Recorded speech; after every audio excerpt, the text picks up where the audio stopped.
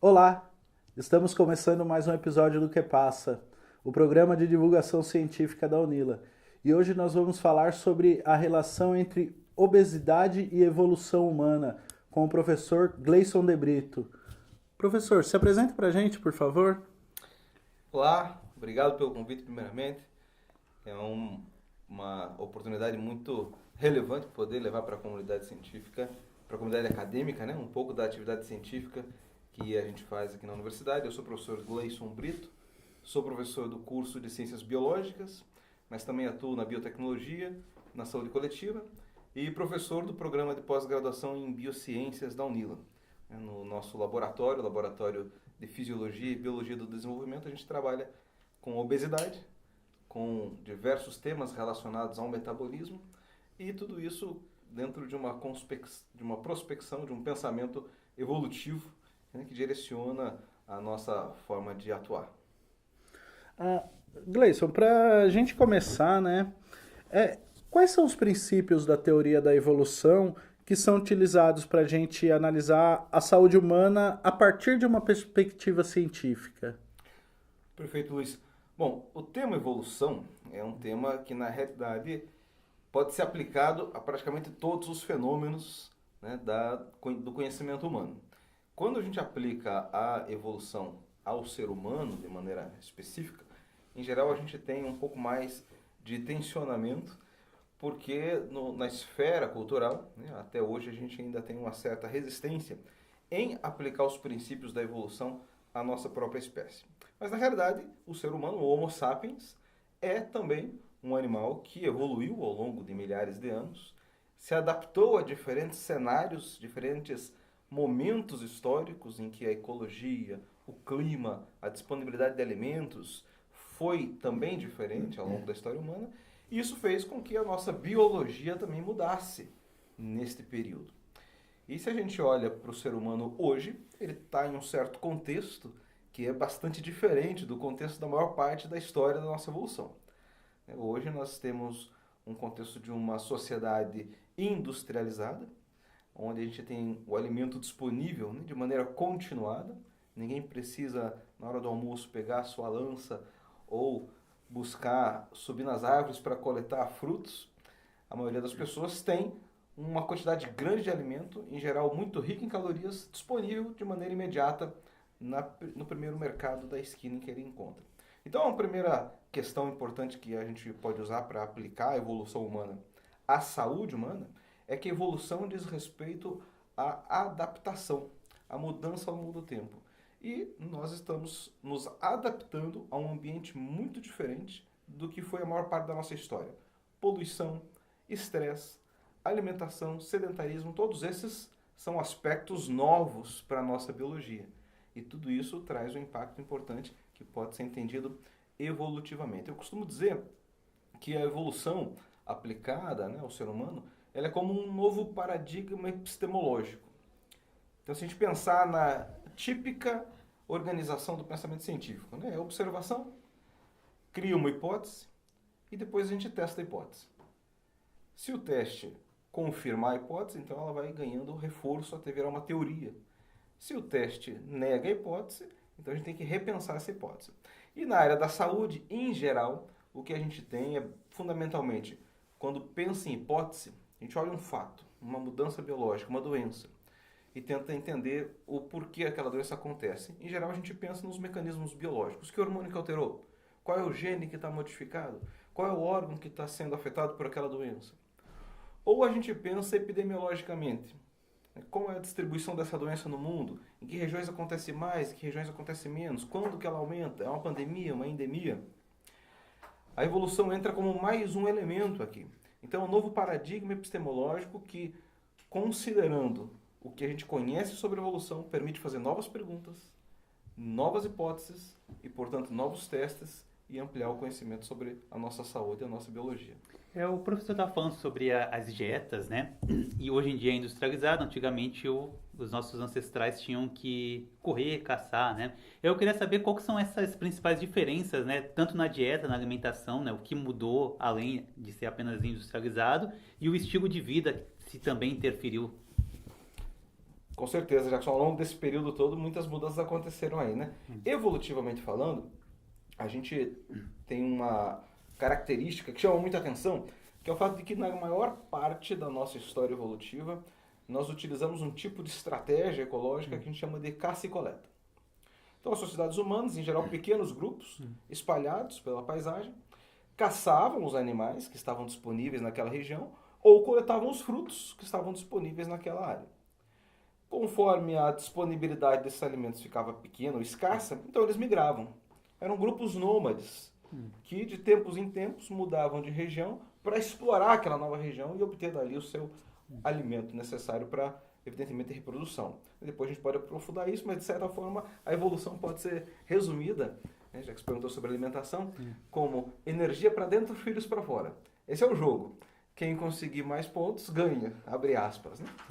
E na maior parte da nossa história, mais de 2 milhões de anos que existe o nosso gênero, esse gênero chamado Homo, a nossa espécie Homo sapiens, ela tem 200 mil anos aproximadamente, mas o gênero tem 2 milhões de anos, é muito tempo. Nós somos caçadores-coletores. Um certo tempo carniceiros, inclusive. Numa certa fase, o registro arqueológico mostra que o ser humano aprendeu a caçar. Antes de caçar, ele aguardava os grandes felinos, por exemplo, abaterem uma caça, fazerem sua refeição e depois ele se aproveitava do que sobrava. Isso tem uma relação importantíssima com a evolução cultural também, porque isso acontece mais ou menos na mesma época em que começa a surgir no registro fóssil também a produção de ferramentas de pedra, a chamada idade da pedra, a idade da pedra lascada, que nada mais era do que bater uma pedra contra a outra e obter fatias afiadas que ajudavam a cortar o alimento, ou utilizar uma pedra como se fosse um martelo para quebrar o osso e acessar o tutano. Então, uma inovação tecnológica. A grande mudança na alimentação começa com a inovação tecnológica. Então, nós começamos a consumir mais proteína de origem animal com essas primeiras mudanças tecnológicas. Uma segunda mudança importante, que de novo tem a ver com tecnologia, é o domínio do fogo. As evidências hoje elas apontam que aproximadamente há 1 milhão de anos atrás nós já tínhamos controle sobre o fogo. São evidências esparsas, as mais convincentes estão 400 mil anos aproximadamente, mas pelo menos 1 milhão já tem evidência de que o ser humano estava controlando o fogo. Isso trouxe uma outra mudança importantíssima na nossa alimentação, que foi quando nós começamos a cozinhar os alimentos. A mudança aqui é fundamental. Por quê? Porque cozinhar nada mais é do que pré-digerir. E quando eu como um alimento cru ou como um alimento cozido, a diferença em relação à forma como o meu corpo digere, a absorção das calorias muda drasticamente. E aí eu concluiria com, agora, mais recentemente, 2 grandes mudanças também têm a ver com tecnologia. A primeira, 10 mil anos mais ou menos, não é muito tempo no registro arqueológico, é pouquíssimo tempo para a história evolutiva, foi a invenção da agricultura. Então o ser humano passou a plantar os seus alimentos, ao invés de obter apenas da natureza, a explorar uma região onde ele começou também a praticar a agropecuária e se tornar mais sedentário, né? A origem da palavra sedentário, na verdade, se opõe a nômade. Enquanto fomos nômades a maior parte da nossa história, com a agricultura passamos a ser mais sedentários. Isso mudou o padrão alimentar e, finalmente, quando vem a industrialização, a revolução industrial, ela traz um novo cenário absolutamente diferente em termos de quantidade de calorias em cada alimento, mas ele também tem um impacto importante, que é em termos da qualidade desse alimento. Então hoje a gente tem muito alimento disponível, mas também tem uma quantidade imensa de alimentos que são pobres nutricionalmente, mas em termos de calorias são bastante ricos. Ou seja, veja só essa história, que tem 2 milhões de anos aí, aproximadamente, ela tem a ver exclusivamente com um organismo se adaptando a uma nova realidade, a realidade muda, precisamos nos adaptar novamente a essa realidade. Professor, vou fazer uma pergunta meio fora de roteiro, mas que vai ao encontro dessa sua fala. Essa linha do tempo. Assim, o senso comum diz, né, que a evolução ela trabalha durante milhões de anos para que ocorram mudanças significativas em um organismo. Só que o gênero Homo sapiens, ele entre o nascimento do gênero Homo e a tecnologia de saber usar o fogo foi 1 milhão de anos. Mas há 10 mil anos atrás a gente dominou a agricultura. que mudou radicalmente. Só que nos últimos 100 anos, toda a nossa cultura e ferramentas e formas de trabalho mudaram. A minha pergunta é, o organismo Homo sapiens, ele vai se adaptar mais rápido? Ele não vai se adaptar a essas mudanças? O que vai acontecer daqui para frente? Excelente a questão, Luiz. Na realidade, a resposta mais científica para isso é não sabemos o que vai acontecer daqui para frente. Mas a sua pergunta ela traz uma quantidade muito grande de reflexões que a gente pode fazer para entender este cenário. Então, veja, em geral, a gente trata em temas evolutivos como mudanças que acontecem ao longo de muito tempo. Mas a gente pode resumir um pouco essa ideia, que é basicamente o seguinte: em qualquer população, você tem um conjunto de indivíduos. Esses indivíduos estão se reproduzindo. Se eles conseguirem chegar à idade de reprodução, terão filhos. Se os seus filhos conseguirem chegar à idade de reprodução, também terão filhos. Essa é a lógica da vida dos animais que fazem esse tipo de reprodução. Porém, pode acontecer de, numa ninhada, por exemplo, ou num conjunto de novos filhos, você ter alguns mais aptos ou menos aptos para aquela realidade do ambiente em que ele chegou, em que ele se encontra. E talvez essa aptidão maior ou menor faça com que ele tenha mais chances ou menos chances de se reproduzir.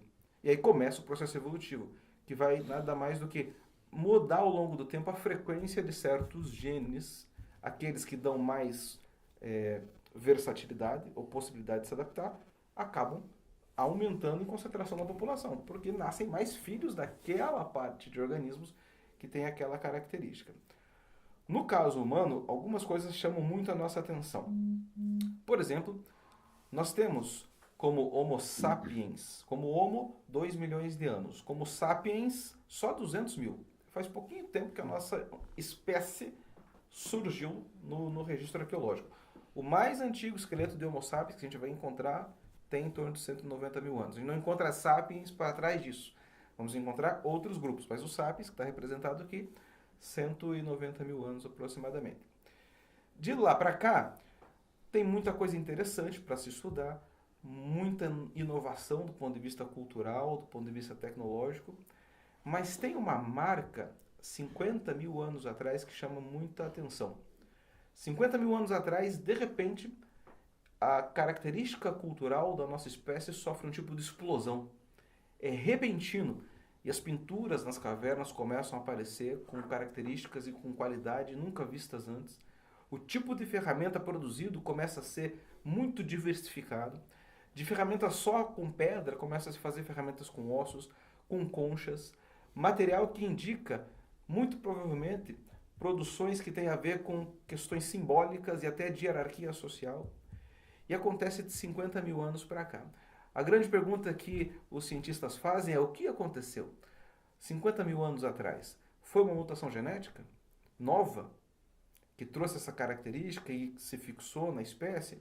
Ou foi algum outro fenômeno? Isso está em discussão, mas alguns defendem, e eu sou partidário dessa ideia, de que o que aconteceu é que nós tínhamos uma espécie que já tinha na sua biologia a capacidade cultural, mas que chegou a 50 mil anos atrás num novo cenário social.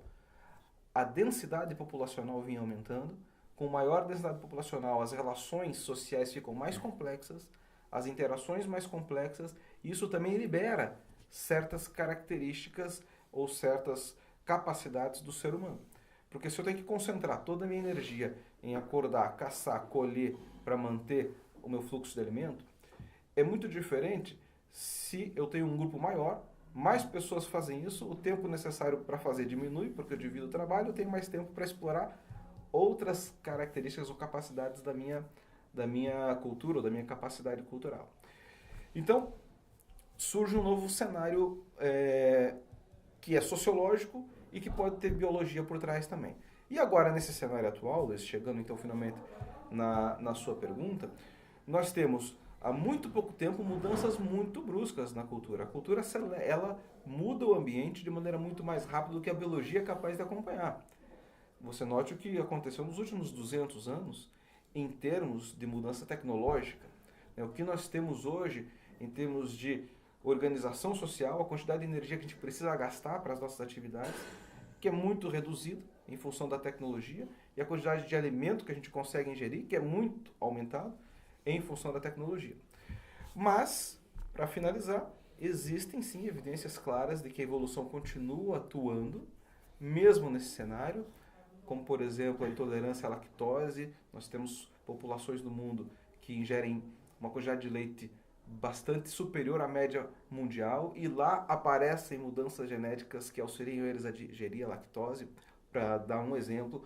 Nós temos a evolução da cor da pele, que também é muito evidente, a relação entre uma adaptação à exposição ao sol ao longo do tempo e a mudança da cor da pele, a variabilidade da biologia dos seres humanos. Nós temos a própria forma do corpo. Quando a gente olha uma tribo tipicamente de uma região quente e seca na África, com uma outra de uma região fria, por exemplo, num extremo do planeta. Então, nós continuamos a sofrer o processo de evolução, novas mudanças vêm aparecendo, vêm se fixando na nossa espécie, porém, a interação ela é biocultural. A cultura vem mudando, o ambiente vem mudando, a biologia vem mudando, e aí vem um grande ponto de interrogação, que é o que acontecerá daqui para frente.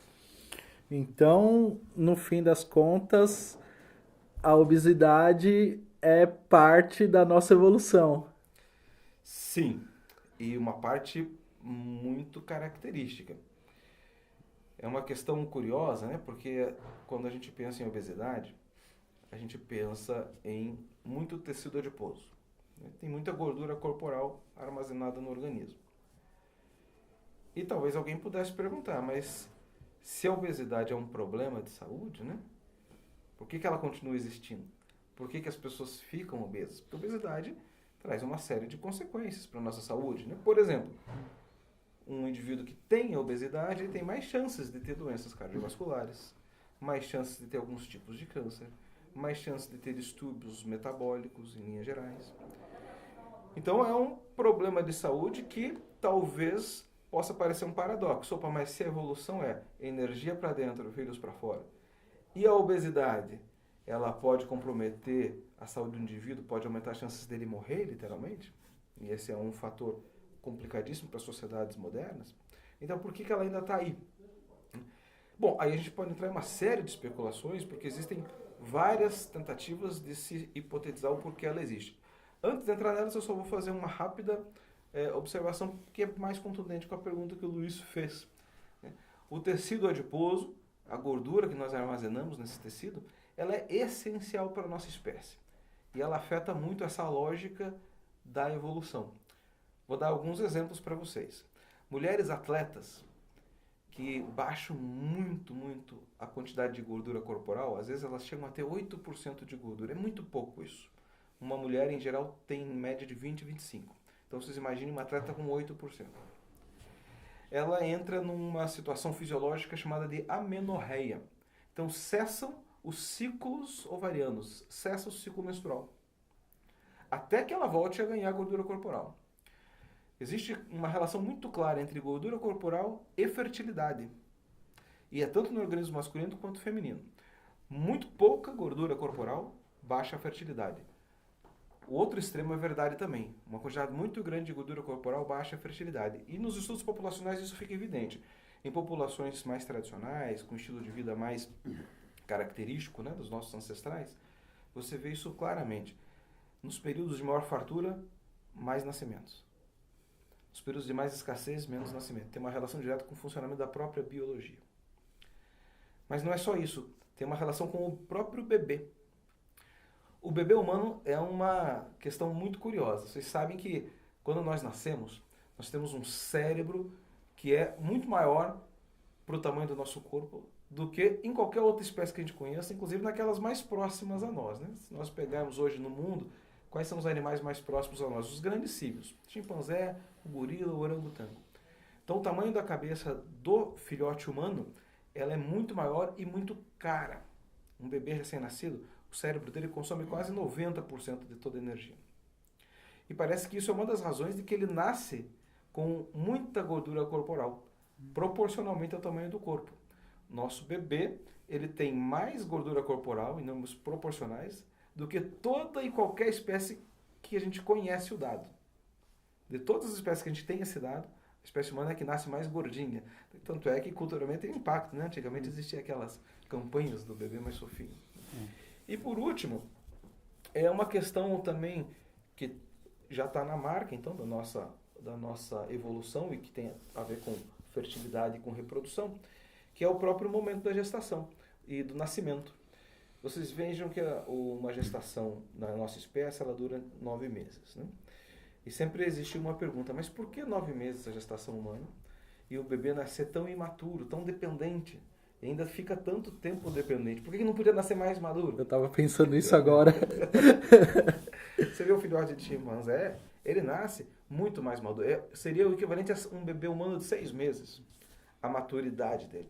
Então, o desenvolvimento do cérebro é outro, o desenvolvimento dos órgãos de percepção sensoriais é outro.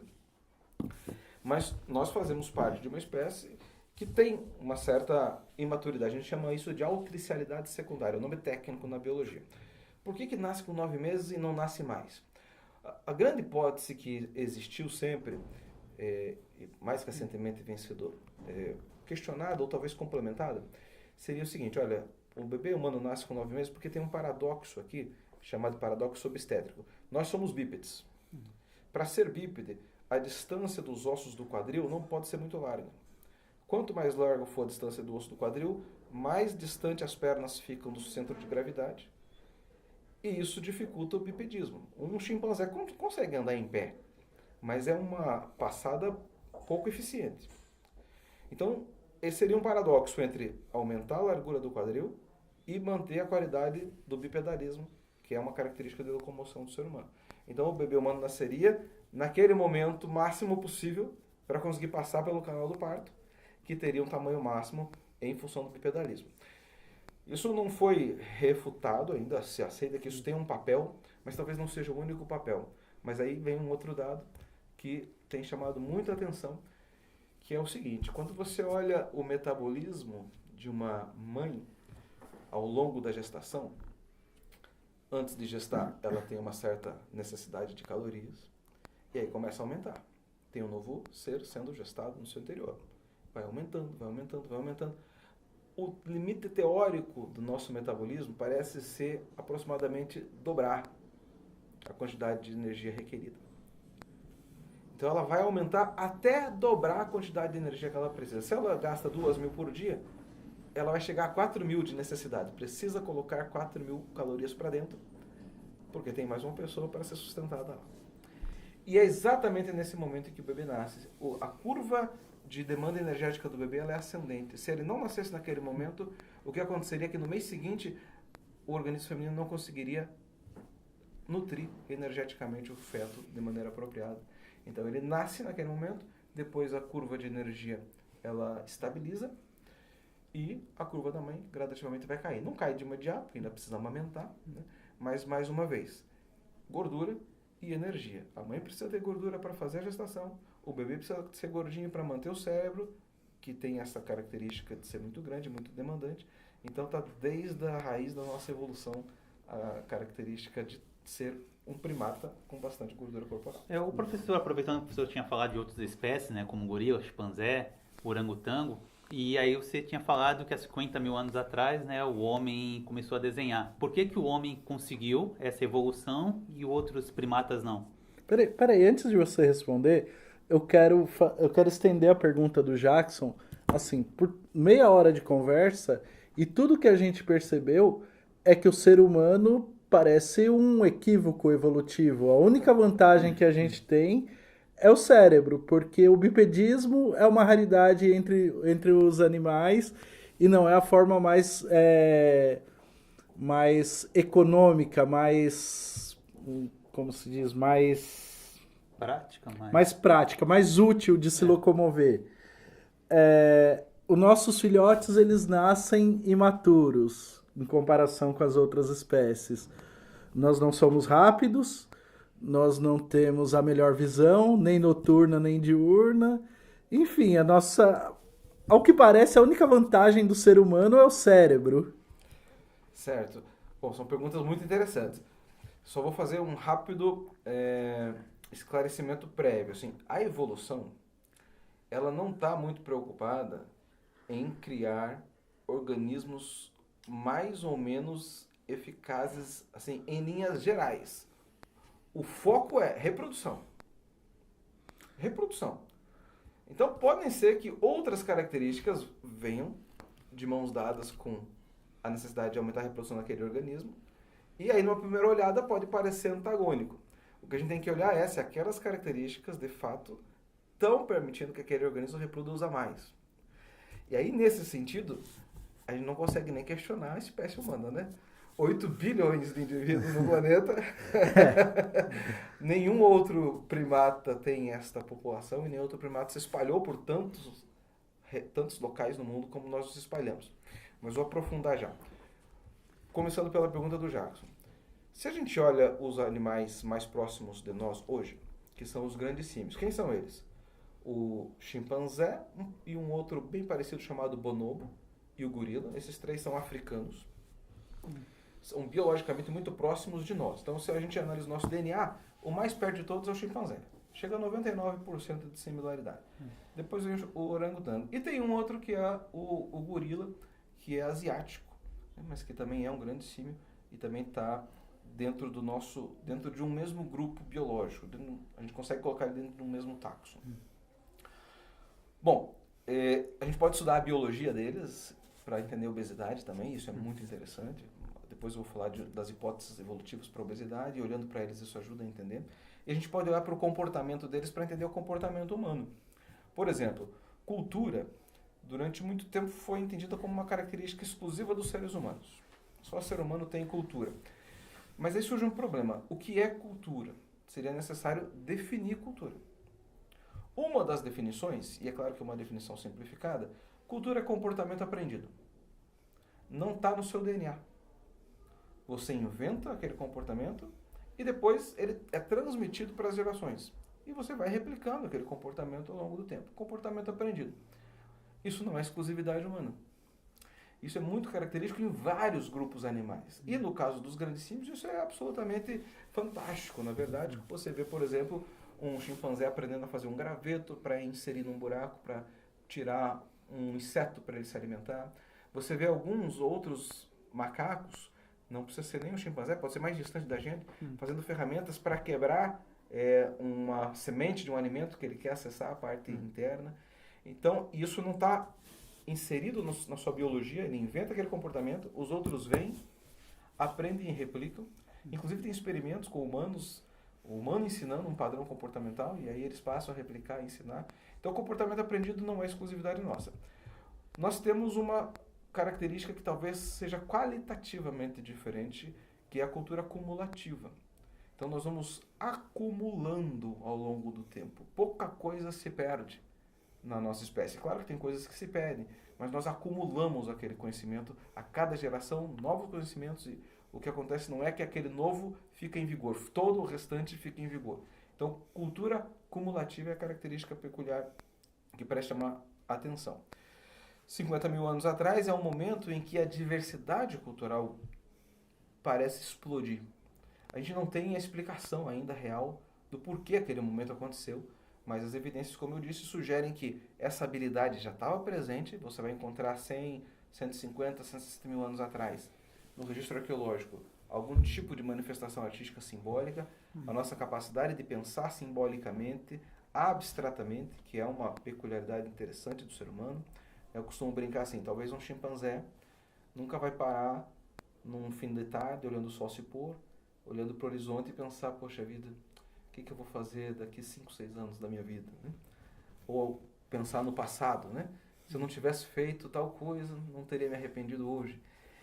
Para fazer aqui uma digressão, né? Esse pensamento simbólico, esse pensamento abstrato, é uma característica peculiar da nossa espécie, até onde a gente consegue estudar e até onde há evidência do próprio comportamento dos outros grupos animais. E parece que é muito antigo na nossa linhagem. Mas, por algum motivo, 50 mil anos atrás, você tem esse boom, e das grandes explicações é que esse boom esteja relacionado a essa aumento da densidade populacional, e aí nessa densidade populacional aumentada, é como se fosse um grande cérebro funcionando junto, né? Várias cabeças com este potencial, trocando informação e se auto-enriquecendo umas às outras. Bom, e aí, para tentar tocar um pouco na questão que o Luiz trouxe, né? Assim, o cérebro cresce, evidentemente isso tem a ver com capacidade cognitiva, isso tem a ver com inteligência, mas lembrando que inteligência pode ser medida de diferentes formas, né? Não é um termo tão simples. Você, por exemplo, pode ser um ser humano bem adaptado para viver numa área urbana, mas talvez se largar um de nós no meio da floresta, a gente não consiga sair de lá vivo. Mas nós temos a habilidade de aprender, essa é a grande característica, nós somos flexíveis. Então, nós desenvolvemos uma flexibilidade, nós somos capazes de nos adaptar. E aí, essa espécie, com esse cérebro, sem pelos, porque também fomos perdendo o pelo gradativamente, aí tem várias hipóteses evolutivas do porquê o pelo desapareceu, que anda em pé, de maneira bípede. A bipedia, ela tem suas vantagens, ela não permite grande velocidade, como por exemplo um quadrúpede, mas ela permite muita resistência. A espécie humana consegue, por exemplo, perseguir um animal quadrúpede, como fazem as tribos africanas, durante 2, 3, 4 horas. E eles fazem isso literalmente, num trotezinho leve, continuado. A nossa capacidade de resfriamento ganhou com a perca dos pelos, então nós temos glândulas sudoríparas espalhadas por todo o corpo. Eu até às vezes brinco com os estudantes na aula, né, quando o pessoal fala assim, estou suando igual um cavalo. Só bom, que bom, você está suando pouco então. Seria ruim se estivesse como um ser humano, que suamos muito. E os animais quadrúpedes têm pouca habilidade de resfriamento, é basicamente para a troca gasosa da respiração. Então eles perseguem até a fadiga. Quando ele fadiga, ele consegue caçar. Então, sem o pelo, bípede, muito capaz de se adaptar. Várias características trouxeram vantagens reprodutivas e vantagens de se espalhar por ambientes tão diferentes, essa capacidade adaptativa. Se adaptar a um deserto, a uma floresta úmida, se adaptar a uma região polar, por exemplo, né? Ou se adaptar a uma área como, por exemplo, a área onde vivem os Inuits, né? Que são populações que vivem em regiões extremamente frias, e outras tribos africanas extremamente quentes. Só a nossa espécie conseguiu se adaptar a isso. Então eu diria, Luiz, que essa é uma característica que chama muita atenção. A capacidade de adaptação, a flexibilidade adaptativa da espécie. Só uma curiosidade minha, você falou dos pelos, né? Aí eu queria saber por que não caiu então todos os nossos pelos, como do rosto, nas axilas, e também outra coisa que tem um mito, pelo menos, que não serve para o nosso corpo, seria os mamilos masculinos. Se é uma questão evolutiva, por que ele não sumiu nesse período?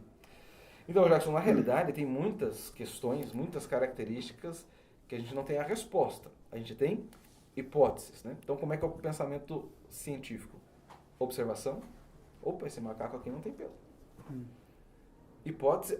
Ele perdeu o pelo por causa disso, disso, disso. E aí testa de hipótese. E aí eu tenho que ver se essas hipóteses resistem ao teste do tempo. E é falsear, né? O modelo popperiano. Então nós temos um conjunto de hipóteses do porquê só temos certas características biológicas. Por exemplo, no caso do pelo, né? Aparentemente, nós temos pelo menos duas questões fundamentais. O andar bípede com uma melhor capacidade de termorregulação. Então, perder pelo e ganhar glândulas sudoríparas parece ser bem vantajoso para esse tipo de locomoção. E quando a gente olha a ecologia da evolução humana, quando é que a gente começou a andar bípede? Foi exatamente no mesmo momento em que, se você estuda a paleoecologia da região que foi na África, você estava tendo reduções gradativas das florestas e muito aumento das áreas de savana. O que sugere que os organismos vivos naquele momento precisavam andar longas distâncias para entrar nessas áreas florestais e poder explorar o que essas áreas poderiam trazer de oferta alimentar. Então essa é uma das explicações do porquê não temos pelos. Existem outras teorias? Existem. Essa hoje é a mais resistente. Tem outras que são mais complexas e algumas são assim, chegam a ser quase absurdas, mas chegaram a ser propostas. Uma outra interessante é que os pelos, eles nos primatas têm uma função importantíssima para a reprodução, que é para transporte da cria. Se você olhar num chimpanzé, você vai ver lá o filhotinho agarrado no pelo da mãe. Só que o nosso filhote não tem essa capacidade de preensão, ainda que nós fôssemos animais peludos, né? Então, parece também que conforme a gente ficou bípede, a liberação das mãos aliviou a necessidade de ter esses pelos. Então pode ter sido tanto uma pressão positiva, ou seja, seleciona para não ter pelos, para você ter mais termorregulação, quanto simplesmente aliviar uma pressão que exigia que tivesse. Se não precisa, não gastaremos energia com isso. Então, com a liberação das mãos, o transporte das crias com as mãos teria trazido uma vantagem. Outras características ainda são menos claras as hipóteses. Tá? Então, por exemplo, hipotetiza-se que a permanência dos pelos na região da cabeça teria a ver com o fato de que, passando a ser bípede, é a região de maior incidência solar, e você teria uma camada de proteção para reduzir essa incidência de radiação, e de fato a cabeça, quando você está andando no sol, é a região que primeiro vai aquecer. E talvez outras partes que restam pelos no nosso corpo tenham a ver com outros aspectos que não o ambiente, mas talvez cultural também. Como, por exemplo, a própria seleção sexual, né? A opção de pares sexuais em função de características físicas.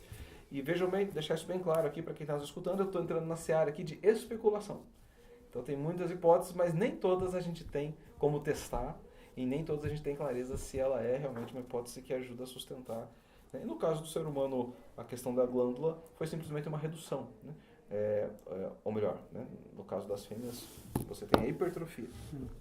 E no caso do ser humano, você não tem hipertrofia, mas a glândula é a mesma. Né? Você só não tem a hipertrofia. Meia hora de programa e o Gleison já acabou com um grande problema que eu tinha aqui, uma dúvida aqui. A gente não precisa se preocupar com os red pill, porque quem não se reproduz não vai pra frente, né? Então, já acabou esses caras aí. Faz sentido. Então, vão acabar logo. E a queda de pelo acabou trazendo as roupas, né? Porque eu acredito que não tinha roupas até então. Aí o homem teve que evoluir. Sim, tem duas coisas ligadas aí, né? Então, se você... essa pergunta é interessante, veja bem. Quando a gente tem redução dos pelos, a gente não necessariamente amarra isso com produção de roupa. Até hoje, tem grupos humanos, tribais, para os quais isso não é um problema. Né? Não há necessidade de produção de roupa. Onde estão esses grupos? Eles estão necessariamente em regiões quentes. Sempre em regiões quentes, em geral, úmido. Isso quer dizer que eles não têm capacidade de produzir roupas? Óbvio que não. É uma adaptação a uma realidade local. Então, são organismos que têm as mesmas características biológicas que a nossa. Onde começa a aparecer a roupa? Começa a aparecer principalmente quando o ser humano começa a migrar para regiões mais frias. Então, a roupa não surge como uma questão moral, né? Mas ela surge como uma questão de termorregulação. Então, você vai ver no registro arqueológico também, conforme surgem agulhas, conforme surge a exploração do couro dos animais, né? Conforme vai saindo das regiões mais quentes para as regiões mais frias. Essa sua fala, eu vou mudar aqui a ordem das perguntas, Jackson, mas essa sua fala vem bem numa pergunta que a gente queria fazer, que é, ok, as roupas são por termorregulação, mas a gente nota que a obesidade ela tem uma prevalência em diferentes grupos étnicos, né? Alguns grupos têm mais tendência ao acúmulo de gordura corporal e outros menos. E aí eu queria saber se a evolução explica isso. Sim, Luiz, existem algumas hipóteses para isso também. Eu até complementando, a roupa surge, né? Parece surgir como uma necessidade de termorregulação, mas é claro que depois o uso cultural disso ele se multiplica. Ela passa a ser uma ferramenta de caracterização étnica. Você usa certas roupas porque aquelas são as roupas da sua cultura, da sua etnia. Ela passa a ser uma ferramenta de caracterização dentro de um mesmo grupo de hierarquia, passa a ser uma caracterização de status. Né? Então a roupa passa a ter outras funções ao longo do tempo. Então a gente pode até buscar evolutivamente o surgimento de uma característica, mas talvez hoje aquele fenômeno não tenha exatamente o mesmo uso, a mesma função. Para usar um exemplo bem clássico assim da literatura e bem um pouco satírico, né? Que o nariz teria evoluído para quê? Para apoiar os óculos. Né? Evidentemente, não é o caso, né? Mas ele serve muito bem para isso. Né? Então, a gente poderia chamar isso de uma exadaptação. Então, muitas coisas hoje têm um certo tipo de uso, mas não necessariamente essa é a explicação da sua origem. No caso da característica biológica em geral, se a gente olhar qualquer população humana, a gente vai encontrar variabilidade. Na realidade, para qualquer humano, né? Nenhum ser humano é igual ao outro. Todos nós variamos, todos nós temos diferenças biológicas entre nós. Chama muito a atenção que os grupos humanos desenvolvem características e diferenças peculiares também em relação ao seu ambiente, conforme estão expostos aos fatores ecológicos. E ecologia aqui eu estou falando, quando a gente usa a palavra ecologia, em geral o pessoal pensa na natureza, na floresta, mas a gente pode usar a ecologia humana, por exemplo, numa região, numa área urbana. Mas o que chama a atenção é que se eu pegar um aborígene australiano, um inuit, um indivíduo de uma tribo africana ou de uma tribo de uma floresta tropical, aqui nas regiões da América Latina, ou uma pessoa de uma área urbana do Brasil, dos Estados Unidos, do Canadá, do Japão, da China, e comparar esses grupos humanos, surge um dado muito interessante. A espécie humana é muito homogênea. Temos diferenças? Temos. Mas biologicamente somos muito parecidos. Estamos espalhados pelo globo todo. Mas se a gente pega, por exemplo, os chimpanzés que estão numa área restrita da África e estuda as populações de chimpanzés, eles têm mais diferença biológica entre eles do que nós. Isso tem a ver com o fato de sermos uma espécie muito recente. Nossa espécie tem pouco mais de 200 mil anos. Então, apesar da diversidade cultural que a gente encontra e diversidade biológica, é tudo muito parecido ainda. E isso é um dos motivos em que a gente não consegue classificar humanos em raças biológicas. A biologia não pode subdividir os grupos humanos em raças. O racismo e a raça existem, evidentemente, são um fenômeno cultural. Nós culturalmente classificamos as pessoas com base naquilo que a gente vê. Então a gente olha o fenótipo e taxa indivíduos como certos grupos. Mas a biologia não sustenta isso. A biologia não dá nenhum tipo de informação que permita você separar. A espécie humana é una. Mas tem sim diferenças. Isso não quer dizer que não haja diferenças. Todos temos diferenças entre nós. Numa mesma família, pai, mãe e filhos, você vai encontrar variabilidade. Então, para responder a sua pergunta agora, existem hipóteses várias. 3 são as mais fortes hoje. E para responder a sua pergunta, vou puxar uma, Luiz, da distribuição da obesidade no mundo, né? E uma delas hipotetiza que conforme a gente migrou para diferentes regiões, o nosso metabolismo se adaptou de maneira diferente também. Por exemplo, aqueles que foram para as regiões mais frias teriam desenvolvido uma taxa metabólica basal mais alta. O que é taxa metabólica basal? Se eu passar o dia todo tranquilo em casa, só na Netflix, ainda assim no final do dia eu vou ter gasto ali aproximadamente 2.000 calorias. Porque o coração tem que bater, o fígado tem que funcionar, o estômago tem que funcionar, o cérebro, que no adulto consome 20% das calorias nossas, tem que funcionar também. E por isso a gente precisa de energia para fazer o corpo funcionar. E aqueles que teriam migrado para regiões mais quentes, desenvolvido uma taxa metabólica basal mais baixa, e portanto, na média, ao invés de 2.000, um pouquinho menos. Né? 1.800, 1.700. E aí essa hipótese especificamente tenta ajudar a explicar por que em determinadas regiões do planeta você tem mais ou menos incidência de obesidade. E de fato em certos grupos bem tradicionais que estão transitando para esse fenômeno do mundo onde tem acesso à alimentação mais industrializada, você tem mais incidência de obesidade naqueles grupos que têm um histórico de adaptação a regiões mais quentes, comparado com regiões mais frias. Isso é suficiente para explicar? Não, porque o indivíduo da região quente ou da região fria vai ficar obeso se ele tiver uma quantidade de alimento disponível muito maior do que a necessidade.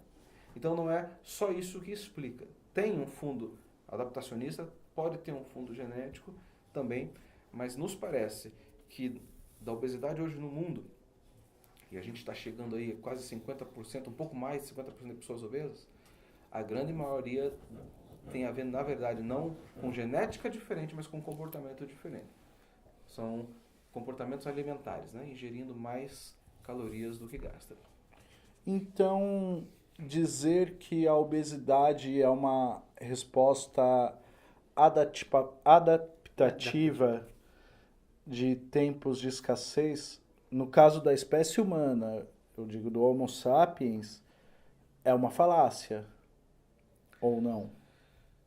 Bom, tem várias questões aí para serem pontuadas. Vou tentar organizar o raciocínio assim. Se você me pergunta por que a espécie Homo sapiens tem tanta tendência a ficar obesa, né? Por que nós temos tanta gordura corporal? Então, uma origem disso tem a ver lá desde da questão da gestação e do parto, né? Mas tem algumas hipóteses que apostam em uma história de excesso e de escassez. Deixa eu explicar o que essa hipótese propõe. A ideia é basicamente o seguinte, que ao longo da nossa história, como caçadores-coletores, nós passamos por períodos em que tinha muito alimento, pouco alimento. Muito alimento, pouco alimento. Muito alimento, pouco alimento. Nos períodos de fartura, se tivesse ali na população uma variabilidade e alguns conseguissem acumular mais, ele teria mais chance de sobreviver durante o período de escassez. Claro, dependendo da duração dessa escassez, né? Porque se ela for muito longa, todo mundo vai morrer. Mas se depois vem mais um período de fartura, a tendência seria, caso a variabilidade genética tivesse ali presente de armazenar mais, de que aqueles que armazenam mais tendem a sobreviver. Voltando, jogo da evolução. Caloria para dentro, energia para dentro, filhos para fora. E ao longo do tempo, teria aumentado na nossa espécie a quantidade de genes relacionados a essa capacidade de armazenamento. A gente usa o termo de genótipo de economia. Bom, então, essa hipótese, ela propõe que ao longo da nossa história, né, imagine 2 milhões de anos sendo caçadores-coletores. Momentos de fartura, momentos de escassez. Fartura e escassez. Se tinha alguém com um gene capaz de armazenar mais, tinha mais chance de viver na escassez. Mais chance de ter filhos, né, voltando à lógica ali. Calorias para dentro, filhos para fora. Ao longo do tempo aumentaria a frequência desses genes, a gente chama de genótipo de economia, e nós, Homo sapiens, seríamos uma espécie muito propensa a armazenar energia se ela estiver disponível na nossa alimentação. Mas muito provavelmente a presença de obesidade ao longo dessa história era baixíssima. Por quê? Porque apesar de ter desenvolvido esse genótipo, a gente tem que pensar que estava numa ecologia completamente diferente. Eu não tinha, por exemplo, um refrigerante disponível para ingerir. Um único refrigerante comum, uma soda comum, tem a quantidade de calorias de talvez alguns quilos de cana-de-açúcar. Ou a quantidade de açúcar de alguns quilos de cana-de-açúcar. Ou seja, a quantidade calórica dos alimentos, a quantidade daquilo que traz caloria, gordura, proteína, carboidratos, é limitada quando a gente pensa numa ecologia, né, abre aspas, natural. Mas tem alguns fatores, alguns dados que dão suporte a essa ideia. Algumas tribos, por exemplo, africanas, fazem um ritual em um certo período do ano, em que os homens ficam reclusos, alguns homens ficam reclusos, fazendo uma alimentação muito específica, sem fazer nenhum tipo de atividade física, que é uma mistura de leite com sangue, bastante calórica, e o objetivo deles é ficar obeso. É um ritual, aquele que fica mais obeso é o ganhador daquele período, ele passa a ter um certo status social na tribo, e inclusive tem um impacto em termos de probabilidade de casamento, né, desses indivíduos posteriormente. Um outro que chama atenção são as famosas Vênus de Willendorf. São umas estatuazinhas de 10 centímetros de diâmetro, aproximadamente, que representam em geral o corpo feminino, e sempre chamou muita atenção e deu muita curiosidade nos pesquisadores, porque este corpo parece representar um corpo obeso. E aí a grande pergunta, mas como é que eles teriam tanto conhecimento dos detalhes das curvas corporais de uma pessoa obesa? E quando você olha para a estatueta, isso chama realmente a atenção.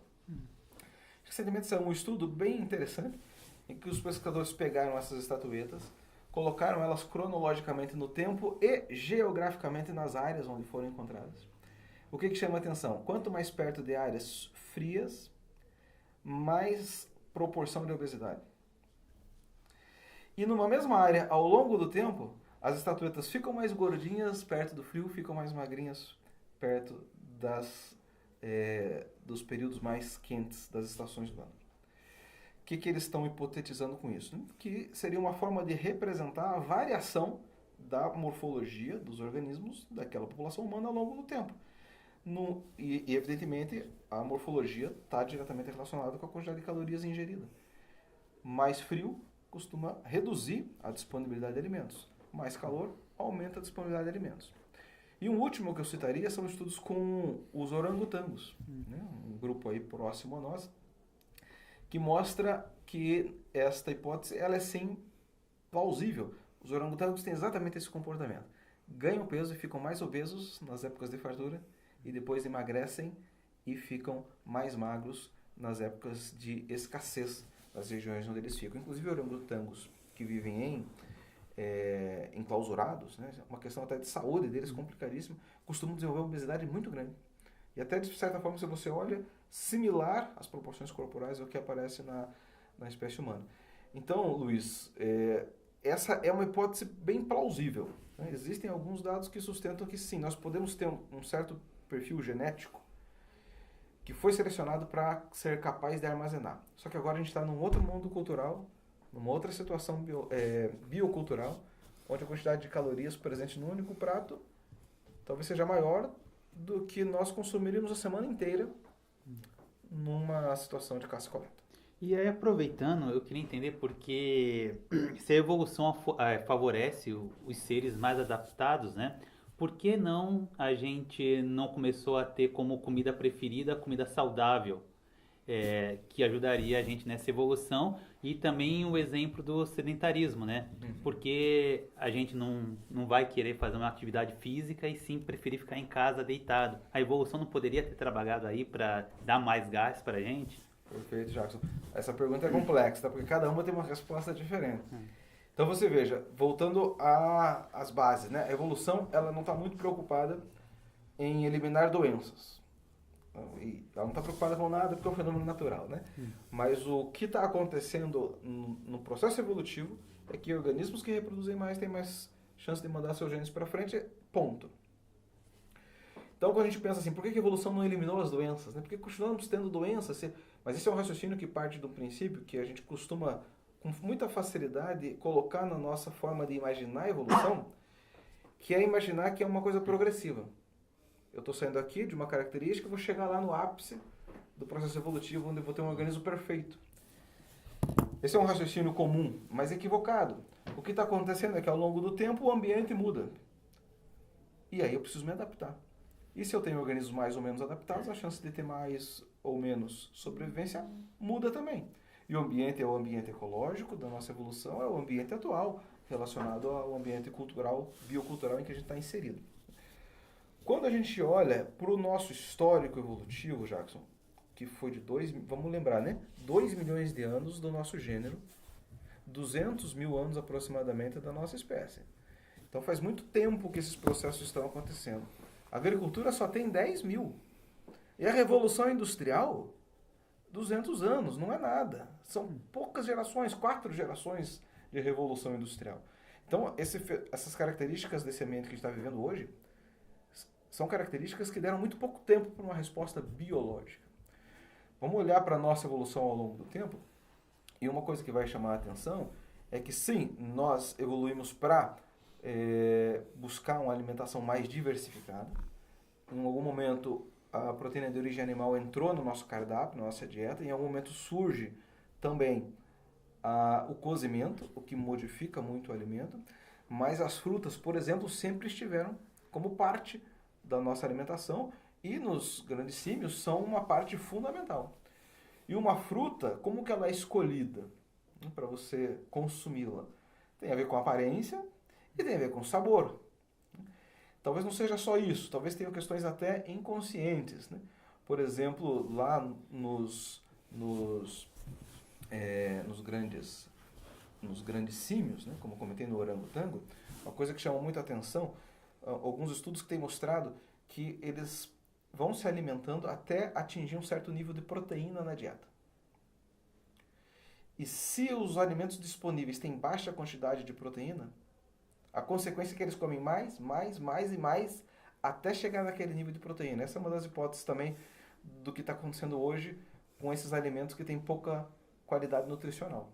Em geral, eles são pura caloria, pouca proteína. E talvez uma das explicações do porquê a gente come muito desses alimentos é porque o nosso corpo está, de maneira inconsciente, induzindo você a atingir um certo nível de proteína. Mas não é só isso, né? Tem a questão do sabor também. Então, por exemplo, tem uma certa concentração de açúcar numa fruta. Mas você nunca vai encontrar uma fruta com a mesma concentração de substâncias que dão sabor e que afetam áreas do nosso hipotálamo, que são muito parecidas com as áreas relacionadas, por exemplo, com a dependência química. Nunca vai encontrar a concentração que se encontra numa Nutella. Não sei se posso citar o nome. Ou que vai encontrar algum produto industrial altamente concentrado.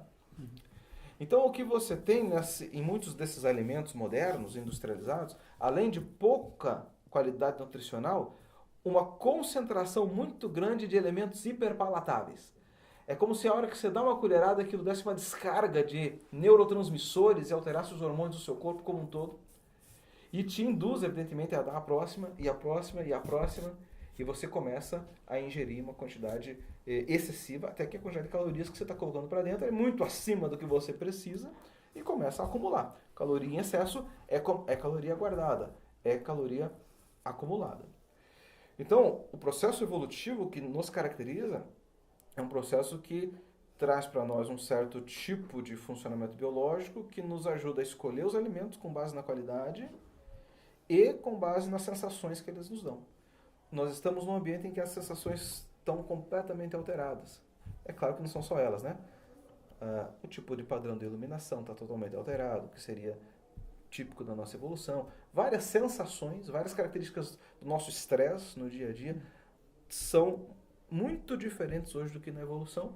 E no caso da alimentação, que é o nosso foco, então, também esses alimentos têm concentrações muito diferentes e isso dispara esses mecanismos de alimentação exacerbada, você passa a comer de maneira descontrolada. Então são duas hipóteses principais, a baixa quantidade de proteína e o excesso de elementos hiperpalatáveis. E só para fechar, né, por que a evolução não elimina essas doenças? Porque na realidade a evolução não está pensando nas doenças em si. Veja bem que nós temos um ciclo de vida, né, que é bem interessante, nós temos um ciclo de vida muito duradouro. Hoje, a expectativa de vida do ser humano está chegando a 80, 85 anos em alguns países. Né? E ao longo da evolução, viver mais para a nossa espécie também pode ter beneficiado de algumas formas. Por exemplo, na maior parte das espécies, em geral, a morte está muito próxima ao final do período reprodutivo. Acabou o período reprodutivo, você vai muito provavelmente próximo de morrer. A espécie humana não. A gente sobrevive muitos anos pós-período reprodutivo. Você pega, por exemplo, no caso das mulheres, né, que vão entrar na menopausa, 50, 55 anos. Mas elas vão viver até 70, 80 anos. E tem hipóteses evolutivas muito interessantes, que tem a ver com sociologia, mais uma vez. Né? Por exemplo, a hipótese da avó. As mulheres, avós nas sociedades tribais, têm um papel fundamental no processo de ajuda do crescimento e desenvolvimento das crianças, no processo de coleta de alimentos para as crianças, e é como se fosse um processo de competição. Né? Grupos onde tem avós têm mais chance de ter sucesso do que grupos onde as avós não estão presentes. Então, a evolução, o foco dela é energia para dentro, filhos para fora. Outras consequências podem aparecer. O envelhecimento traz várias consequências em termos de saúde. Vai caindo a qualidade muscular, a qualidade óssea, vai surgindo outros problemas de saúde e a evolução não está mais preocupada com isso. Eu queria aproveitar, né, essa sua fala dos alimentos hiper saborosos, não? Isso. Hiper palatáveis é o Isso. termo. E assim, a gente tem hoje, está vivendo num mundo onde você não precisa levantar para ligar sua TV, as escadas são automatizadas, elevadores. Tem o fast food que você chega lá e tem um alimento hiper palatável em 2 minutos e enfim, tudo isso colabora para o número de pessoas que sofrem de obesidade. Mas isso também não está ligado aos hábitos que a gente adquiriu com o capitalismo, com esse avanço desenfreado do capitalismo? Eu acredito que sim, Luiz. O sistema, né, capitalista, ele funciona com base numa lógica, que é a lógica do lucro, né? que é a lógica de você ampliar a concentração de renda. Então, se eu pensar, por exemplo, em um indivíduo que fabrica pão para vender, ele, evidentemente, quer sustentar a sua família, tem uma técnica que ele domina, produz aquele alimento e vende. Não é exatamente um processo altruísta, né? É um processo de necessidade.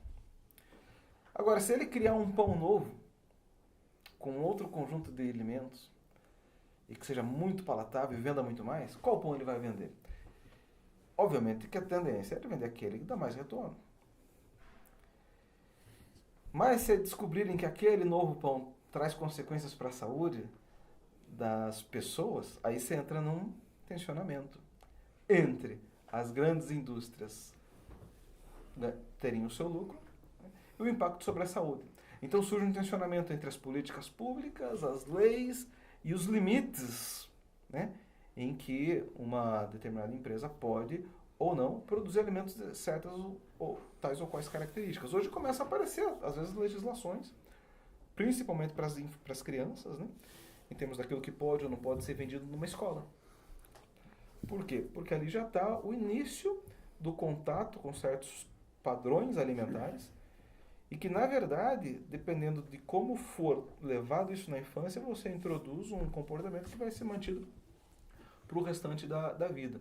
Então existe sim essa lógica e em alguns momentos a gente até pode ver que a distribuição da obesidade no mundo tem também um fundo colonialista. Porque em algumas regiões do mundo, você pega, por exemplo, as ilhas do Pacífico, hoje você tem ali incidências de obesidade quase as maiores do mundo. As Américas ainda dominam, são as maiores, mas lá está chegando perto. Sobrepeso e obesidade passando dos 60%. Fundamentalmente, você olha o histórico colonialista, então a introdução de alimentos industrializados, desse alimento de baixa qualidade nutricional, mas de elevada concentração de calorias. Isso tem se espalhado por todo o mundo e é uma consequência que tem sim relação direta com a questão da forma do capitalismo funcionar, mas também tem uma relação óbvia com a evolução tecnológica, né? Desde o começo, ferramentas de pedra, muda a alimentação. Desenvolve-se a agricultura, muda a alimentação. Revolução industrial, muda a alimentação.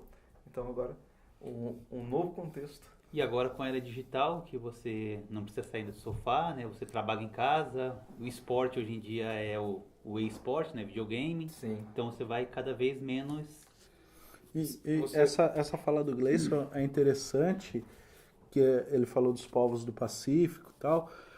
Isso reflete-se até culturalmente, porque o estereótipo do nativo das ilhas do Pacífico, na mídia hoje em dia, você vê, é a pessoa obesa. Uhum. Né? Isso é interessante de se notar, né? Exatamente. E aí, olhando para a história dele, você vai ver que, na realidade, esse perfil é consequência recente, de uma introdução cultural. E essa questão que o Jackson trouxe também chama atenção, porque o termo que a gente usa para as populações, né, que vivem como nômades, caçando e coletando, na biologia a gente usa o termo de forragear. É sair pelo ambiente buscando um alimento, faz o forrageamento. O ser humano faz, outros animais fazem também. O forrageamento, numa sociedade mais agrícola, né, diminuiu a necessidade de você se movimentar, porque aí produz o alimento ali mesmo. Trouxe consequências para a saúde, né? A transição, a gente chama de revolução neolítica, quando surge a agricultura, passa-se a produzir o alimento, mas em geral cai a diversidade, plantava um ou dois tipos de alimentos. Então, o próprio registro arqueológico mostra a redução da qualidade dos ossos, enfraquecimento, redução da estatura da nossa espécie. E hoje, basicamente, o forrageamento está se limitando a um supermercado. Ir ao supermercado é forragear. Você vai nos corredores e escolhe os seus alimentos. Mas o Jackson trouxe essa novidade, né? Você pode fazer isso do seu celular hoje em dia. Então você vai buscar ali os seus alimentos e entrega na porta de casa do mercado. Então a necessidade de se locomover vem reduzindo. Eu queria aproveitar que a gente está falando da questão social da obesidade, né? E, assim, o que se nota, né, é que os alimentos com mais calorias eu vou falar aqui dos ultraprocessados, né? Eles têm uma relação caloria-proteína muito desigual, né?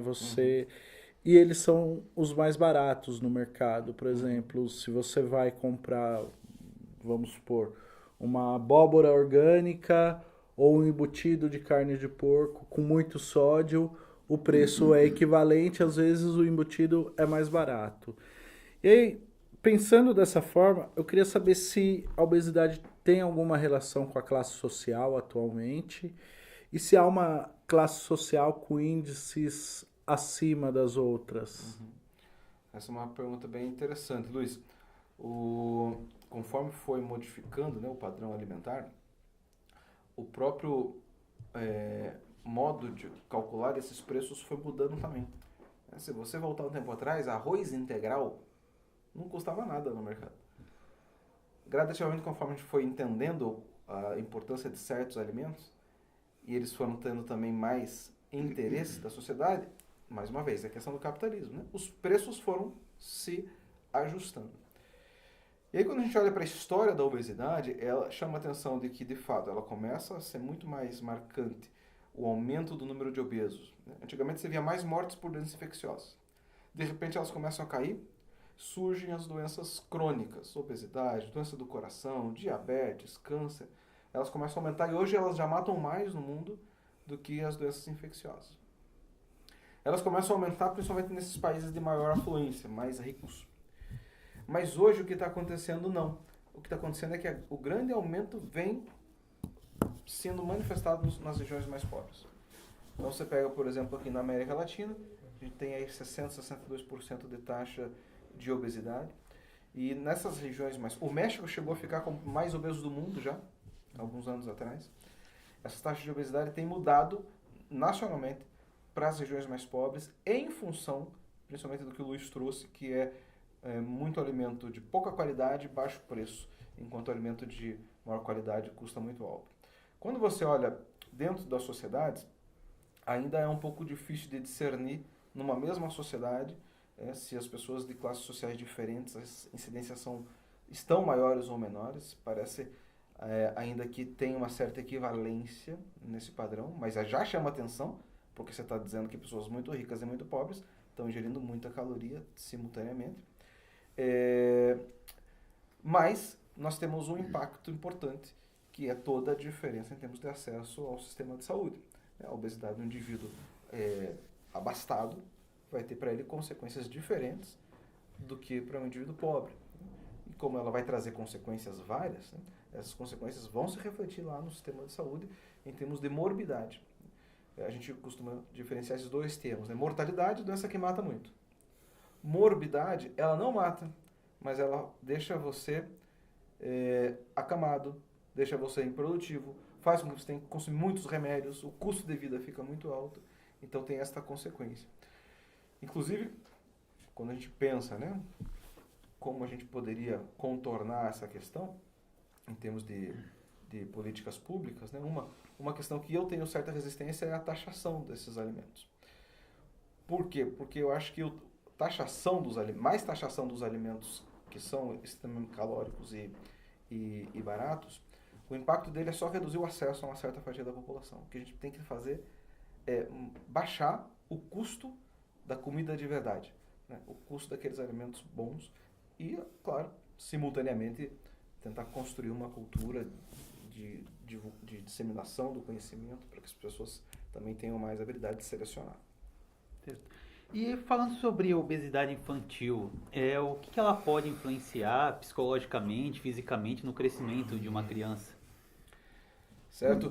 Sabe, Jackson, que da mesma forma que vem aumentando a obesidade nos adultos, vem aumentando nas crianças também. Então a gente tem uma curva ascendente, quando a gente olha para os adultos, ainda são muito mais adultos obesos do que crianças, mas o preocupante é que a curva é crescente, das crianças também. Hoje no mundo a gente tem aí um gasto, olha, acho que chega a quase 4 trilhões de reais em termos de saúde pública com obesidade. No caso da criança, você já tem, né, desde a mais tenra infância, um risco aumentado para desenvolver certas doenças quando ela se torna adulta. E e eu vou só fazer uma digressão rápida, porque a criança, ela já pode estar sofrendo os efeitos da obesidade antes de deixar o útero da mãe. Ali, nos 9 meses de gestação, se a mãe ganha muito peso, se a mãe é muito obesa, se o ambiente nutricional está alterado, a criança já começa a receber também a nutrição, porque ela se alimenta daquilo que a mãe se alimenta, e muda o seu metabolismo. Ela já nasce com certas alterações biológicas, um risco maior de ter diabetes, um risco maior de ser obesa, um risco maior de ter doenças do coração. E quando ela é criança, se o ambiente ainda fomenta mais isso vai só se concretizando. Vocês vejam, por exemplo, o diabetes tipo 2, é um tipo de diabetes. Não é um tipo de diabetes causado pelo sistema imunitário, é causado pelo estilo de vida. E, em geral, acredita-se que ele leva uns 10 anos para se manifestar. Se uma pessoa for diagnosticada com diabetes tipo 2 hoje, a gente acredita que demorou 10 anos. 10 anos atrás, ela já vinha se alimentando mal, fazendo pouco exercício e comprometendo a sua biologia. E a gente tem crianças com 10, 11, 12 anos sendo diagnosticadas com diabetes. O que isso significa? Que desde a mais tenra infância, então essa criança já vinha tendo um comprometimento da sua alimentação. Isso envolve a gestação, envolve a amamentação também. Crianças que amamentam mais tempo têm menos chance de ser obesas do que crianças que amamentam menos tempo. Em sociedades tradicionais, a amamentação chega a durar 3 anos. Hoje, tem índices aí que colocam 3 meses. A recomendação das sociedades médicas é de pelo menos 6. Mas tem um dado que é, claro, quanto mais tempo, melhor. Quanto mais tempo, menor outros riscos e outras doenças. Então ela vai trazer esses problemas de saúde para a criança, vai trazer problemas de desenvolvimento emocional, evidentemente. A criança que se torna obesa, ela fica uma criança menos dinâmica fisicamente. Então isso vai ter um efeito na própria relação dela com os seus pares. Toda uma questão social que vai precisar ser trabalhada, construída para essa criança obesa que vai estar desde cedo comprometendo suas articulações. Né? Vai ser menos sedentária, porque se vai ficando obeso, fica com menos habilidade física, mas também com menos vontade de praticar atividade física. Tudo isso afeta o cognitivo, afeta o desenvolvimento emocional de uma criança e é um momento chave, sabe? Um último ponto aqui. A nossa gordura corporal, em geral, quando a gente é adulto e come muito, ela aumenta de tamanho ou diminui de tamanho. Cada célulazinha que guarda a gordura, chamada de adipócito, vai ficar grandona ou pequena. No adolescente é diferente. Se ele ganha muito peso nessa faixa etária, ele aumenta o número dessas células. Ele multiplica. Ao invés de sofrer hipertrofia, crescer, ele sofre hiperplasia, aumenta o número. E aí as chances dele ficar obeso sobem e a forma como o organismo dele responde a algum processo de emagrecimento é mais difícil, é mais lento, é mais complicado para ele ao longo da vida. Então o pior momento para a obesidade aparecer é na infância. E qualquer pessoa pode ser obesa ou tem que nascer com predisposição para isso? Não, qualquer pessoa pode ser obesa, né? Em essência, obesidade é excesso de calorias, mais calorias do que você precisa. Eu até vou fazer uma digressão rápida aqui. Exercício é importante, fundamental. Exercício reduz o risco de doença cardiovascular, exercício reduz o risco de diabetes, reduz o risco da obesidade. Ele melhora a nossa função cognitiva, ele aumenta o número de neurônios. Então tem uma série de efeitos positivos do exercício. Mas tem um fenômeno curioso, quando os dados mais recentes da pesquisa com populações mostram o seguinte: se eu olho populações caçadores-coletores e vejo o gasto energético total deles, não é tão diferente de uma população urbana. O gasto basal é mais alto, mas o gasto total do dia não é muito diferente. Parece que nós temos um certo mecanismo de compensação. Se eu gasto muito de um jeito, eu compenso de outro. Então, se eu gasto muito para caçar, depois eu relaxo um pouco mais, fico mais sentado algumas horas. O gasto total com exercício talvez não seja grande diferença para a obesidade. O exercício é muito importante, porque vai afetar várias frentes da nossa saúde. Mas, e isso vai diretamente na pergunta do Jackson, parece que o ponto crucial é a alimentação. É muita energia entrando, tá? O exercício também tem que ser um ingrediente desta forma, tá? Mas a maior parte da causa parece ser do excesso de calorias, é a calorias da alimentação. Então qualquer pessoa pode ser obesa. A gente imagina que menos de 10% dos obesos tenham uma diferença genética muito marcante em que ele fica obeso mesmo consumindo pouco. Tá? Agora, como estamos falando de evolução, né? Esse perfil genético é um perfil que está em todo mundo. O que pode acontecer é alguma mutação em um gene especificamente relacionado à obesidade, como o gene da leptina, por exemplo. E daí o indivíduo, mesmo não se alimentando muito, ele fica muito obeso. Eu trabalhei no meu doutorado com um modelo de obesidade em animais, em que a gente fazia uma lesãozinha no hipotálamo do animal. Esse animalzinho comia menos que os outros e ficava obeso. Só que o corpo dele fazia um direcionamento do alimento para a gordura, aí tinha menos músculo, tinha menos osso. Então, você pode ter, sim, indivíduos com diferenças biológicas, tá? Mas na maior parte das pessoas, as pessoas ficam obesas principalmente porque ingerem muita caloria. Eu queria saber quais são as principais políticas públicas que o Estado tem praticado para combater a obesidade, especialmente a infantil, né? Sim. Bom, acho que são muitas frentes que pode-se atuar, né, em termos de Estado. Até comentei uma já, que é a questão da taxação, né, dos alimentos. Essa é uma forma de tentar... o raciocínio por trás é mais ou menos como a taxação do cigarro, né, mas eu entendo que isso, se não tiver associado simultaneamente a algum tipo de ação do Estado para que as populações mais pobres tenham acesso a um alimento de qualidade, você só taxa e só reduz, só aumenta a insegurança alimentar. Então você tem que ter mecanismos de melhorar a segurança alimentar da população. Isso é estimular a pequena agricultura, é estimular as pessoas a conhecerem sobre a alimentação. Eu entendo que a alimentação e atividade física deveriam ser matéria da escola. Desde lá da mais tenra infância, os alunos já aprendendo sobre a diversidade de alimentos, sobre como os alimentos atuam no nosso corpo, sobre por que é importante ser fisicamente ativo. Então, desde a estrutura do currículo escolar, passando pelas políticas relacionadas a essa questão econômica, mas principalmente, acredito, controlando a qualidade do alimento produzido pela indústria, estabelecendo critérios mais rígidos em termos de qualidade nutricional mínima para os alimentos que são colocados em circulação. Acho que esse é um aspecto também bastante fundamental. E com relação à questão de levar a informação. Eu acho que pessoas bem informadas fazem decisões mais bem estruturadas. Acho que ter informação é fundamental. Fazer a informação chegar até as pessoas. Mas será que nesse nosso ritmo atual é possível conseguir, eu acho que retroceder e voltar a comer uma comida boa, né? Porque hoje em dia você acaba preferindo um fast food. Sim, já que isso é uma pergunta, eu não sei a resposta. Eu acho que a gente precisa insistir em todas as frentes possíveis para isso acontecer.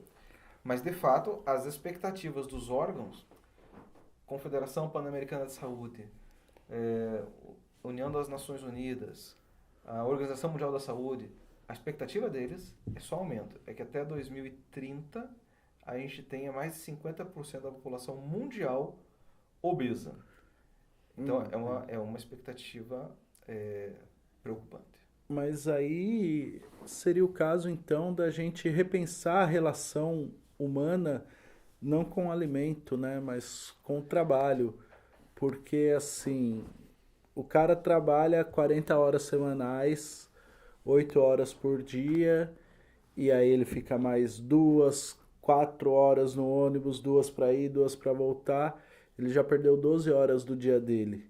Quando ele chega em casa, você acha que ele vai pegar aquele refrigerante que é puro açúcar na geladeira, ou ele vai pegar 10 laranjas, descascar para fazer um suco? Um miojo em 3 minutos no micro-ondas. Eu acho que sempre que a gente tem essa discussão aqui sobre qualidade de vida e tudo, me vem essa pergunta mesmo porque eu acho que o que precisa para todas... E eu não falo só de obesidade, eu falo de N coisas, já tem 2 anos de programa aqui, mas sempre eu me pego pensando nisso. A relação do ser humano com o trabalho, o tempo despendido para produzir coisas. A gente alcançou um nível tecnológico em que não se faz necessário mais o homem trabalhar 40 horas semanais. Né? Eu concordo, Luiz. Inclusive, aproveito para fazer uma outra digressãozinha. Olhando para as sociedades de caçadores-coletores, né, E olhando para a história da evolução humana, você vê que então surge lá uma ferramenta de pedra, começa a consumir proteína, surge o fogo, começa a controlar o fogo, vem o cozimento, que parece ter sido um fator fundamental para o aumento do tamanho do nosso cérebro. É transversal, é universal. Em todas as sociedades humanas, você vai ver que o padrão é pelo menos uma refeição cozida. Só que esse momento não é só alimentação. Esse momento é convivência. Esse momento é relação. Então, a alimentação ela faz parte de um certo ritual de integração social, de integração familiar, que, conforme o tempo foi passando, a gente tem a sensação de que foi perdendo, né? Dificilmente a gente senta para almoçar em família, ou quando senta é muito rápido. Eu gosto de uma fala do professor Mário Sérgio Cortella, em que ele usa a palavra despamonhalização do mundo.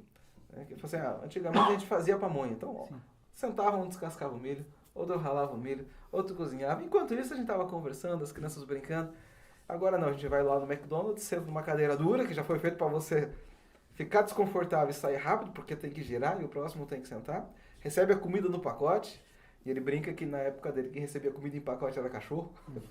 Essa comida você vai comer rápido, vamos conversar pouco, e aí no final você ainda tem coragem de falar, nossa, que delícia, né? A gente tem que fazer mais isso em família. E realmente, então, é um contexto, né? É um contexto, não é só a questão da alimentação. Você chega cansado em casa, você vai buscar o alimento que está mais fácil, e inclusive não é só o que está mais fácil. Como a gente tem toda uma questão relacionada ao estilo de vida, ao estresse, ao padrão neurocognitivo que você chega em casa, os seus hormônios, o seu cortisol, você também quer alimentos mais satisfatórios, que tenham um impacto diferenciado sobre o seu estado de humor, sobre o seu estado de espírito. Isso realmente afeta. Então, todo esse contexto, ele arrasta junto. Então, o professor falou de alguns temas importantes fatores, né, importantes que acabam causando a obesidade, né? Como a pessoa não fazer atividade física, a alimentação ruim. E aí, quem quer ganhar massa muscular, né, faz a hipertrofia muscular, coloca um outro ponto, né? Pelo menos os profissionais falam que o sono é bastante importante. E para a obesidade, o sono ruim também pode acarretar prejuízos? Sim, também pode acarretar prejuízos. Nós temos ao longo do dia, né, 24 horas, todo um comportamento dos nossos hormônios que foi evolutivamente estabelecido. Nossa cronobiologia. A biologia que funciona em função dos horários do dia, da nossa exposição à luz, da nossa exposição ao escuro. Então já dá para imaginar que nossa cronobiologia está muito afetada pela tecnologia, né? Pelo padrão de exposição à luz que nós temos hoje e pelo padrão de trabalho, né, e de sono que nós temos. Na realidade, nós não dormimos muito menos do que sociedades caçadoras-coletoras. Acreditava-se antigamente que talvez eles tivessem um padrão de sono bem diferente do nosso, mas eles dormem em torno de 6, 7 horas também. E claro, a quantidade de sono vai variar de pessoa para pessoa. Mas o fato é que um sono ruim, um sono mais curto do que você precisa, e um sono muito fragmentado ao longo da noite, ou seja, que você não consegue entrar no sono profundo e permanecer durante muito tempo, ele vai afetar o padrão de circulação de vários hormônios no nosso organismo. Então vai afetar, por exemplo, serotonina, que tem a ver com o nosso bem-estar, vai afetar um hormônio importante, que é um hormônio regulador do sono, que é a melatonina. E estas alterações, elas têm uma relação, estudos mostram que ela tem uma relação com o padrão alimentar também. De várias formas. Primeiro, esse cansaço excessivo, muitas vezes ao longo do dia, a pessoa acaba se alimentando mais, porque ela tem dificuldade de entender exatamente o que ela está sentindo. Quais são as causas daquelas sensações físicas e às vezes isso desconta na alimentação. Às vezes, simplesmente pelo fato de que um sono irregular induz a ataques durante a madrugada à geladeira. Então você acorda, sente o estômago vazio, vai lá se alimentar. Ou dependendo também do horário em que a pessoa dorme, às vezes isso induz as pessoas a se alimentarem muito tarde. Tudo isso muda a nossa biologia. Por exemplo, quanto mais tarde eu faço uma alimentação, maior é o meu pico de insulina, maior é o armazenamento disso na forma de gordura corporal. Se eu alimento de noite, essa insulina, que é um hormônio que coloca a gordura para dentro, coloca o carboidrato para dentro, ela também tem pico e vai afetar todo esse comportamento diário em função de um sono irregular.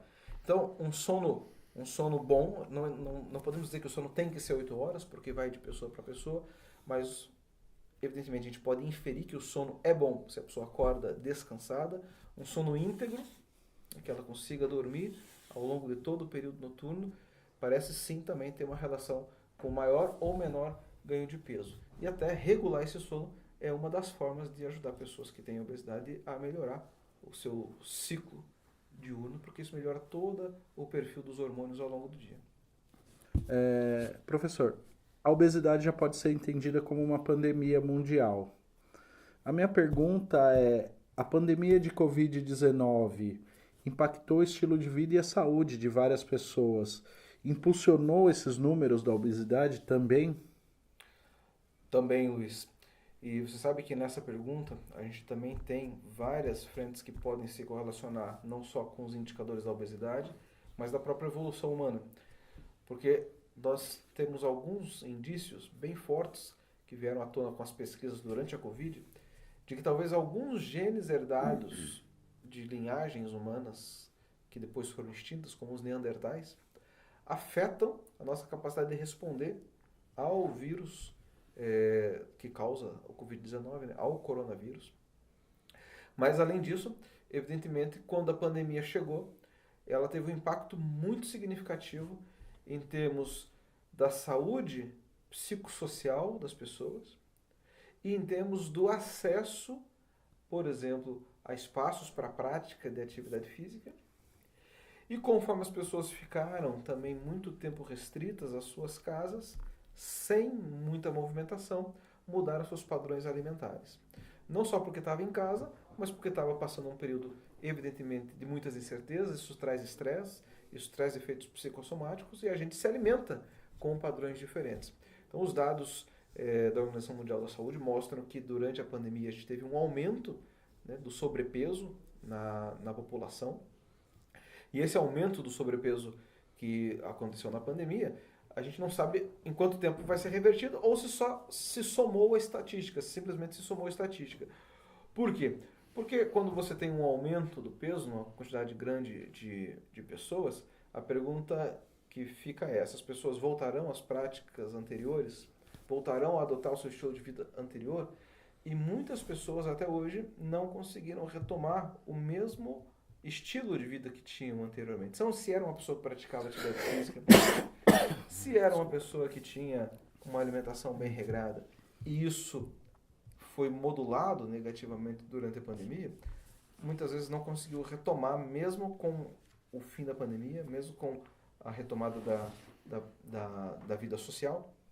Isso chama muita atenção, porque nós temos uma tendência, isso é uma característica nossa humana, de adotar padrões comportamentais e repeti-los. E a gente passa a se comportar daquela forma que internalizou. Não é fácil mudar padrão comportamental. Quando a gente consegue mudar e consegue manter um tempo mínimo, por exemplo, tem pesquisas bem interessantes que mostram que quem é sedentário e passa a fazer atividade física, pelo menos 3 meses é um tipo de linha de corte. Muita gente vai desistindo. Passou uma semana, passou 2, um mês.